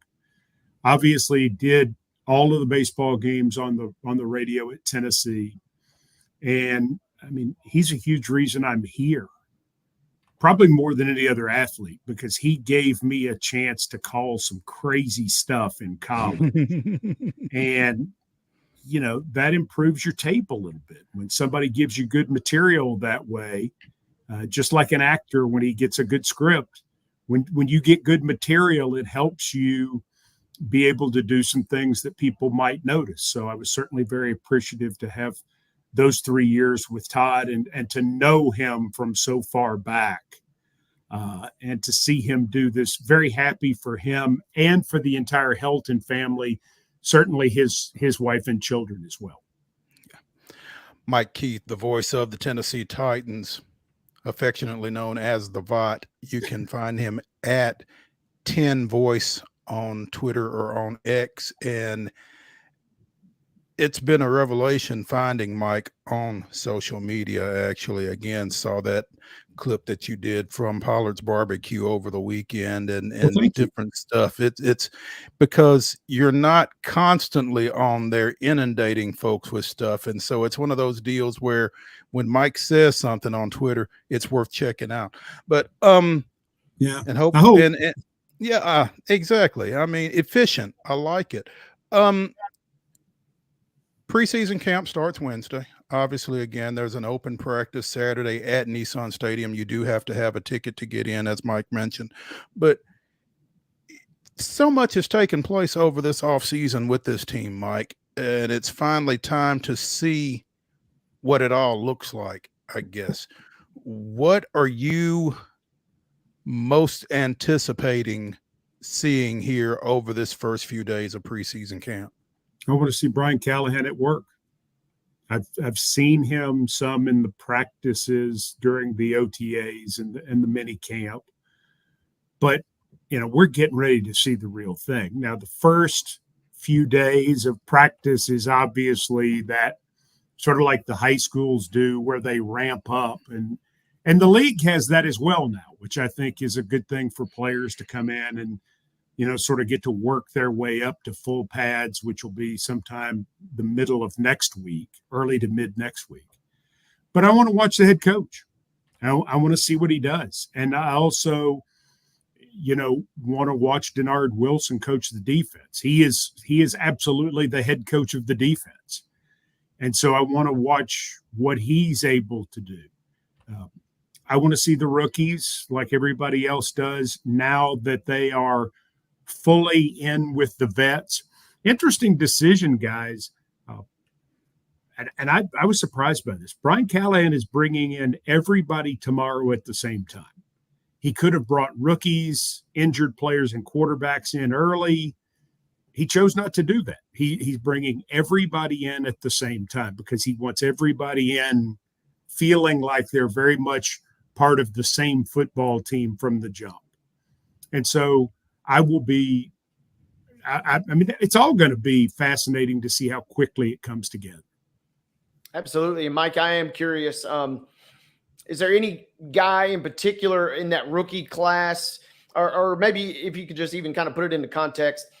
It seems like we take the kid gloves off, obviously, at some point. Mm-hmm. And is tomorrow or Wednesday kind of when that officially happens, or do some guys kind of grasp that earlier? And if so, maybe who's a guy that you're particularly maybe excited about seeing in the full scheme of things as we get into the nitty gritty this week? I was kind of shaking my head, Wade, because I think somewhat yes, because you're wondering who can start practice. Mm-hmm. Does somebody have to go on to PUP, or is somebody off to the side because they don't pass the conditioning test? So you don't exactly know if it starts right away. If everybody comes in, passes the conditioning test, then you're just sort of watching to see what goes on the first few days. But I just don't believe in much of what I see until I see people in pads. It's a totally different game. And I don't just say that because of the hitting, although that is a large part of it. But what has always amazed me through my time covering college and pro football is the fact that some guys are just as fast with their pads on as they are when they run the 40. Some guys are actually faster for some strange reason. Seems like they play faster than what their 40 time is. And then there are certain guys who've run these wild 40s and their speed doesn't translate to the field. And you're like, what happened? So a lot of it's how you carry your pads, how you play in those situations. Do you tire out more? Some guys can just play. You get some people that look like they're straight out of Fitness magazine and they have these great physiques, and then you have these other guys who don't look like that, and the don't look like that guys sometimes end up being much better football players because so much of the game is innate and it's about wanting it. It's about aggressiveness. It's about a lack of fear. And back to the other part too, it's how fast do you play? You can't measure any of that until you see some of that. So yeah, I'm going to be interested to see if Tavondre Sweat's ready to go for the start of camp. You bet I am. But am I going to fully judge Tavondre Sweat until I see him with football pads on? No. Also, I loved what you mentioned a moment ago. So much of this offseason was kind of offensive based and driven, and the headlines were about the coaching staff and the acquisitions there. But I'm kind of like you. I am really fascinated to see what Coach Wilson potentially brings, kind of putting his thumbprints and kind of DNA on this defense heading into camp, and then obviously beyond that. Well, and to see who he likes. Right. Who he likes for his defense. And that will become pretty obvious within the first 2 weeks of camp as you'll watch the rotations, because you'll say, oh, he likes so-and-so in these situations, or, oh, he doesn't like this guy as much, or, you'll be able to get a feel for the players that he feels like fit in. Like, Jamal Adams, for example. You get the impression that when they were going to add a safety, somebody said, well, we need a Jamal Adams type. That's the kind of type guy we need for Denard Wilson's defense. And maybe somebody said, well, why don't we just go get Jamal Adams? He's available. So, how does Jamal fit? How does Roger McCreary fit? How does Jack Gibbons fit? How does Sebastian Joseph Day fit in the defensive line? How does Arden Key fit? Are they going to find different ways to use Kenneth Murray? All of those different things are going to be things that I'm watching for. And also the mix and match quotient of it too, from the standpoint about, does he like to go 6 defensive backs? And if so, who are the 6? Mm-hmm. Does he play a 3 defensive end package? Is a guy like Caleb Murray or Rashad Weaver a different player in different schemes within this defense, even if they're not starters? Are they regular rotators in certain situations? So, a lot of that will be telltale towards what he likes, and will also start to tell us a story towards what the 48-man roster will be like on game day. Meaning somebody's got to play special teams, and hey, if we know this particular player is going to be used on third downs, then he's definitely going to be one of those special teams guys, which means somebody else is not. Right. So you start putting together the math of all of it too, which I think is a lot of fun. Mike Keith, the voice of the Tennessee Titans, joining us here on Main Street Sports today, presented by the Tennessee Orthopedic Alliance of Columbia, and we're so happy to have him. Mike, as the only VOT, you've seen every coach in Tennessee Titans history. I have. For some reason, it feels like to me, and you'll tell me if I'm wrong, because we go that far back and you're not worried about telling me I'm wrong. It feels like the dynamic from Vrabel to Callahan is different than any other transition that we've seen. Maybe more something. I don't know. Have you seen another change that has been as well? Munchak to Wisenhunt maybe was very different. Okay, very different people. Munchak was the straight ahead sort of guy, whereas Wisenhunt was very acerbic, very sarcastic, kind of more, trying to lean more toward the cerebral than what Munch was. Munch a really smart guy, but Munch very much trusted the players. He because he was, a Hall of Fame player in his own right. So he didn't sit around and tell them everything they should do. Wisenhunt wanted to be a guy who told them everything they should do. So that was a big change. Mm-hmm. This one is a very different change in terms of football style, from the standpoint that Brian is very much going to coach the offense. And he's got Nick Holtz, and he's he's got other coaches who are certainly going to help him. Mhm. But I mean, he's running the offense. His week is going to be set up for him to set up the offense. You know, that's how in working with him on his schedule for radio and TV, we already know it's going to be vastly different. Whereas Mike Vrabel was in with all groups at different times. This guy is a very different offensive personality because it's going to be his show. And we have had some guys like that. I mean, Wisenhunt was like that too, but it was it was very definitive in this case that this is the direction he's going to go. Their personalities, Vrabel's personality and Brian Callahan's personality, are not as dissimilar as you might think. They both have wicked senses of humor. They both like to have a lot of fun. Really good guys. Now, Vrabel is much more sort of in your face than Callahan is. He's more laid back. And I don't mean that in terms of coaching style. I mean, if Vrabes is walking down the hall here at Ascension St. Thomas Sports Park, you know it, right? I mean, here he comes. He's big. He's Mike Vrabel. If Brian's walking by you have to stop and realize, oh, that's the head coach, because he's not as big and boisterous in that way. But I think, the guys had a lot of fun with Mike Vrabel, and they're already having a lot of fun with Brian Callahan too, which is the kind of thing that you want to be able to have with your head coach in the pros. I think I just don't think there's any other way to do it today. You have to treat them like men. You've certainly got to coach them hard, and you want to win games.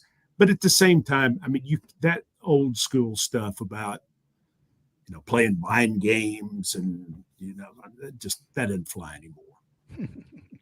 You mentioned passing by Vrabel in the hallways at Ascension St. Thomas Sports Park, and it made me go back to that thing after the hiring cycle where he didn't get a job because he was too physically imposing for some folks. When you heard that, what was your reaction to it? Well, I know what they mean. I don't think it was physically imposing. I think what it is Mike is big. Everything about Mike is big. Physically, he's big. His personality is big. His opinions are big. His jokes are big. Everything about him, there's a Mike Ditka quality to him that, and I can't think of many people that I can compare him to, but I think Mike intimidates people for that reason. And I think more people, they're in the hiring cycle, they wanted less of that big personality and more of that guy who just sort of fit in with everything. I think that was a change that was in this hiring cycle. Now, do I think he gets hired in the next hiring cycle? You bet I do. Because somebody's going to go, who cares? I mean, he won 59 games. He did a pretty good job. He won back-to-back divisions, and he was NFL Coach of the Year for a reason, and all of those sorts of things. But as was with our situation, I mean, when we made the change, the main reason is Amy Adams Strunk wanted a different dynamic from Rand Carthon to Chad Brinker to the head coach to the training staff to the analytics department. I mean, and this really started in baseball. The Astros were one of those teams, were one of the first teams to do it. And several of the successful teams they've kind of got a leadership council, right? That's the term that's being used. There are a lot of people that have input. And while the GM or the president or even the head coach in some instances may have the final say, ownership wants that leadership council. That's what the Detroit Lions have. And Amy Adams Strunk is a big fan of what they're doing and is a huge fan of Sheila Hamp, who's their owner. And the sense is that if you have this leadership council of people, then you thoroughly vet everything you do in a way that makes you make the best decisions in every area. And, Mike Vrabel was not brought in with that. He was 5 years under the traditional GM head coach thing. And she said up front, she said she didn't know if that would work because Mike is this big presence.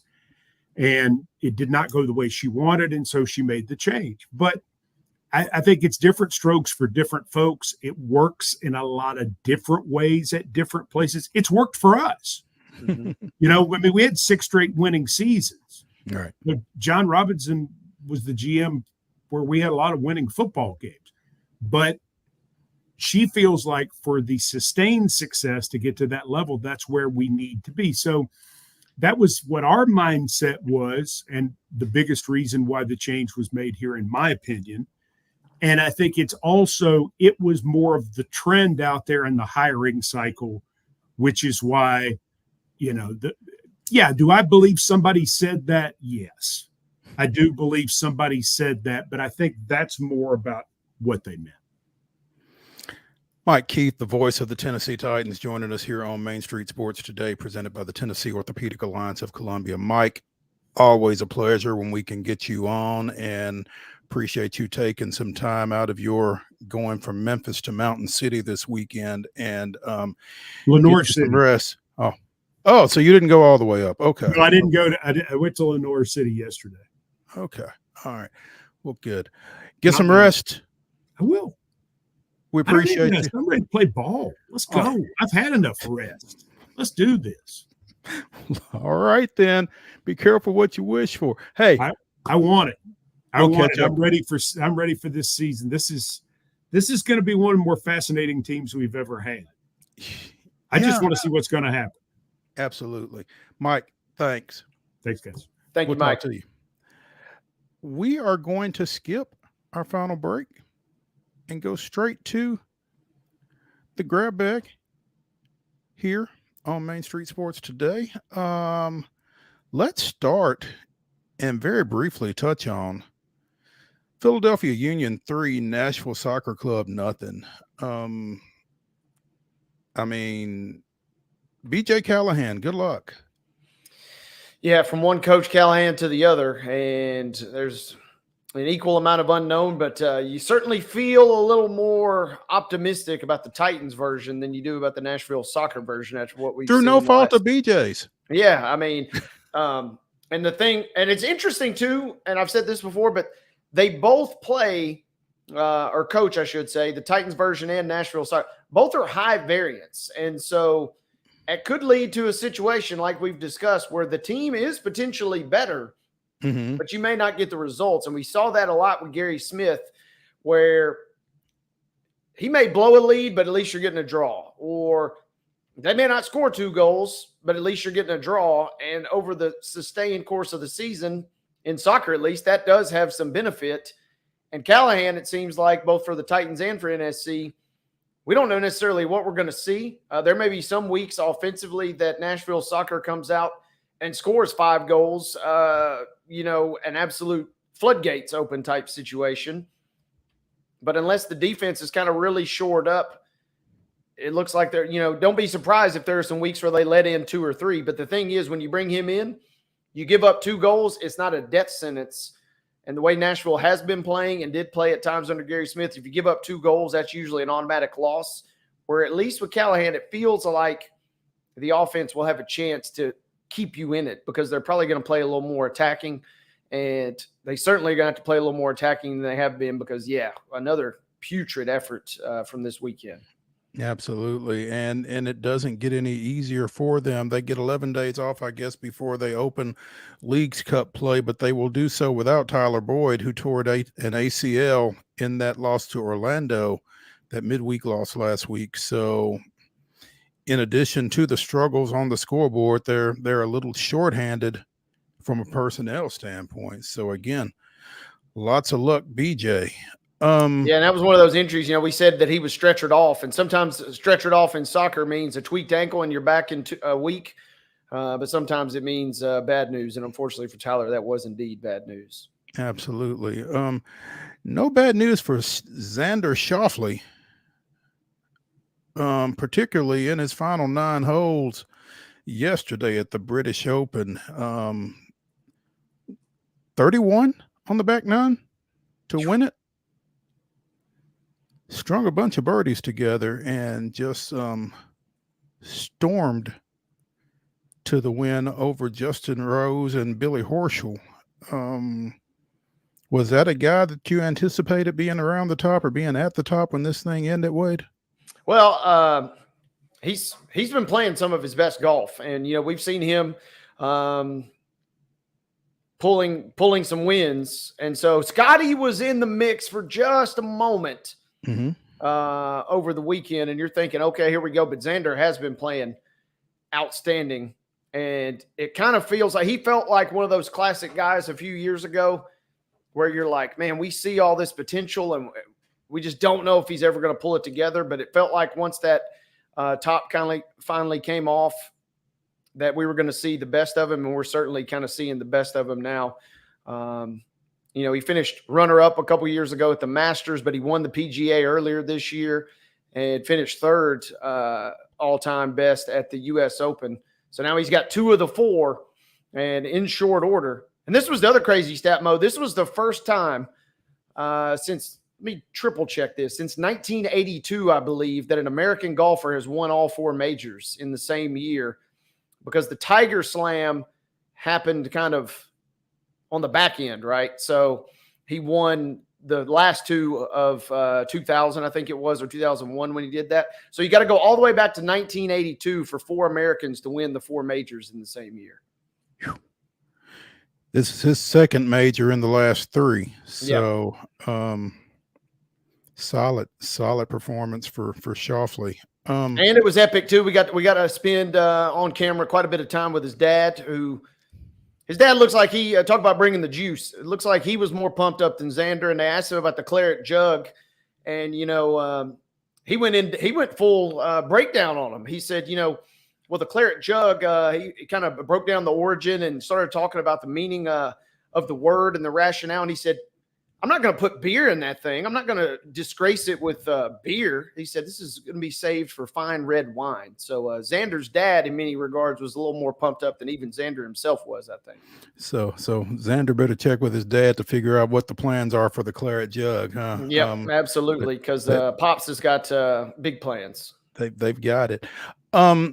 We talked about Utah State and their coaching change last week as they dismissed Blake Anderson over some off-field issues. They had a true tragedy over this weekend, though, as cornerback Andre Selden Jr. drowned at a reservoir near the school.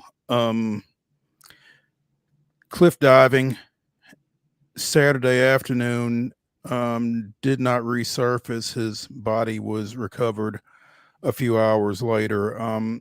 Began his career at Michigan and transferred to New Mexico State before following defensive coordinator and now interim head coach Nate Dreiling from New Mexico State to Utah State. Man, you hear this way too often, and it's just crushing to hear of young people, not just athletes, but just young people in general, losing their lives in mishaps like this. And you hate to hear it. And our hearts and our thoughts go out to the Utah State football community for sure, and to the family of young Mr. Selden. Just unimaginable. Yeah, awful news. And unfortunately, we've had several of these. Southern Miss just a couple months ago had a shooting on campus, and when you put it into context with the loss of life occurring at such a young man, it just is a tough situation all the way around. It really is. Tune back in at 2:00 tomorrow here on Main Street Sports Today, presented by the Tennessee Orthopedic Alliance of Columbia. I promise you we will have lighter and more fun things to talk about. We hate to end up on that, but that's kind of where we are. But thanks for joining us. We'll see y'all tomorrow.